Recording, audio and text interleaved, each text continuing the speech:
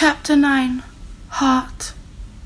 In the center of the cavity of the heart, the soul Brahman shines by itself as the Atman, self in the feeling of I.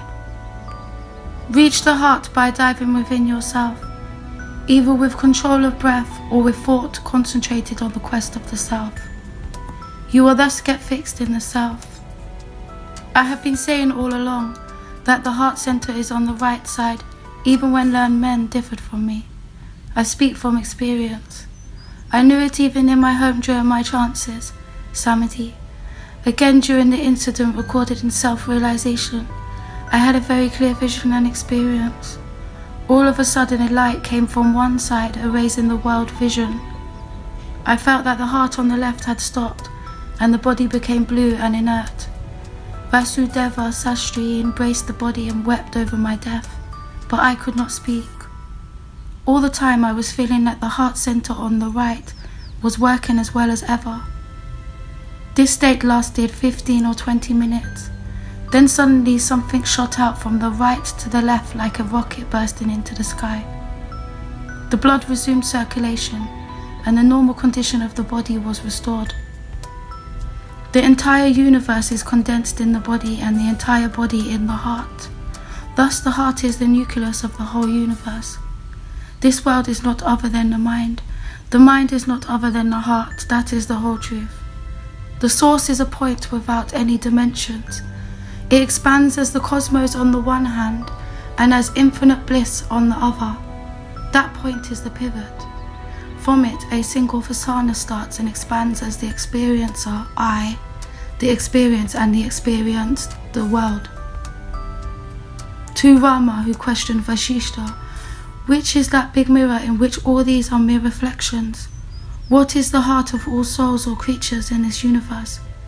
Vasishta replied, all creatures in this universe have two kinds of hearts, one to be taken note of and the other ignored. Here their respective traits.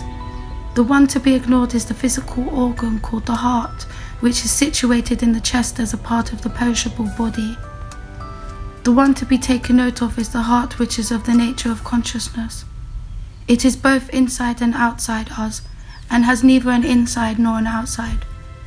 This is the really important heart.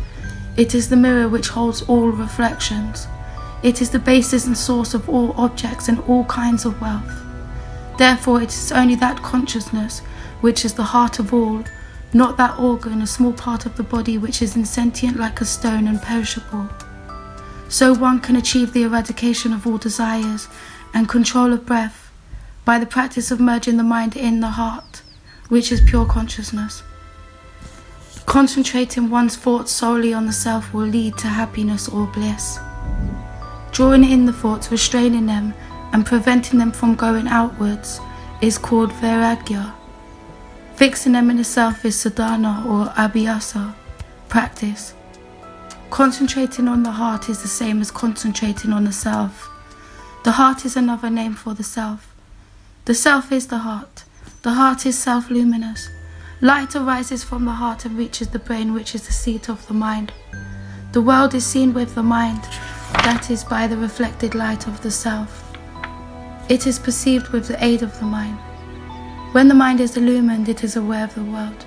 When it is not itself so illumined, it is not aware of the world.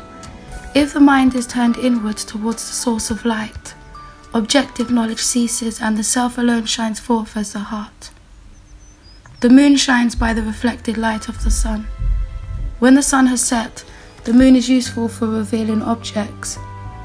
When the sun has risen, no one needs the moon, although the pale disk of the moon is still visible in the sky.